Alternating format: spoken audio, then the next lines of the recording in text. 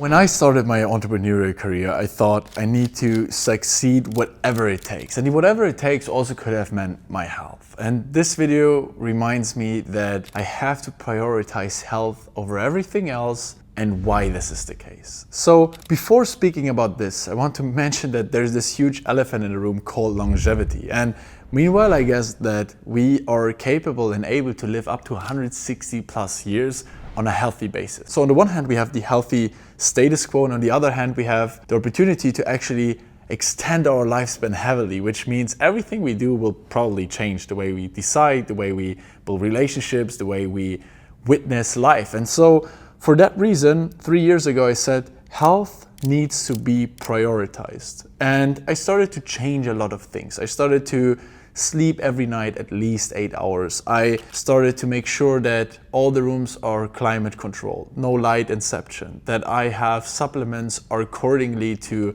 my sleep plan, that I have weighted blankets, that I'm mouth taping, that I'm tracking the night. I started to change my diet by first avoiding things like alcohol, nicotine, caffeine, and so on. But in addition to that, to try to reduce meat consumption to at least 2 to 4 times a month, to eat a lot of vegetables, to drink olive oil like it is water basically, to also supplement accordingly my biomarkers and my blood work, that I'm making sure that I'm drinking apple vinegar before I eat something, walk after every meal. I started to fast. I'm doing intermediate fasting every day, and I'm fasting at least 3 to 5 days, 2 times a year. By the way, all of this I can put in the description box. And then I'm used to cold and warm exposure, doing infralight, having cold plunges, the sauna. I'm making sure that my training is just up to 70% of the load, so it's strategic weightlifting combined with BJJ and a lot of Muay Thai because I'm actually enjoying it, and cardio. And so it seemed like a lot of effort, but actually it's not. It's very streamlined with my overall life. Whenever I feel I need to decide something on the costs of health, no. The outcome I have, the results I have, especially from the last 2 years, have been based on the prioritization of health. I'm making the better decisions. I'm sustainable, happy. I have more energy to think longer about certain things. And so there are 2 fundamental points why health needs to be prioritized overall. First, it leverages my entrepreneurial life, not only on the mental and emotional side, but also on the quantitative side of how I evolve, how I steer the businesses, how I decide about certain things. On the other hand, and this is the more spiritual and the more meaningful part, all the wealth, everything we do, everything where we try to build and accumulate something we can rely on, having a long, creative life with a decent standard of living, with being knowledgeable, is worth absolutely nothing if we're not healthy and we are not able to enjoy it. So if I have a portfolio of different asset classes, health definitely is the most valuable asset I possess, and it is the asset where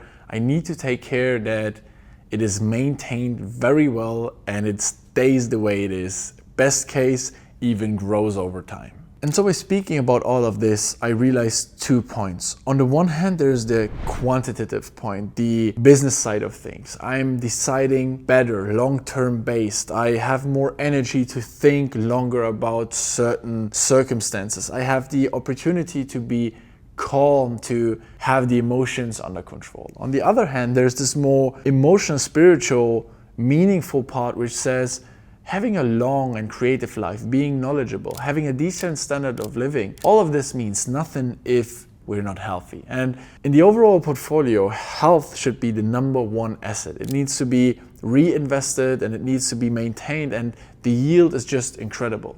Everything we do in life, everything we have, everything we possess, worth absolutely nothing if I'm sick. So a sick person has just one desire, and a healthy person has a lot.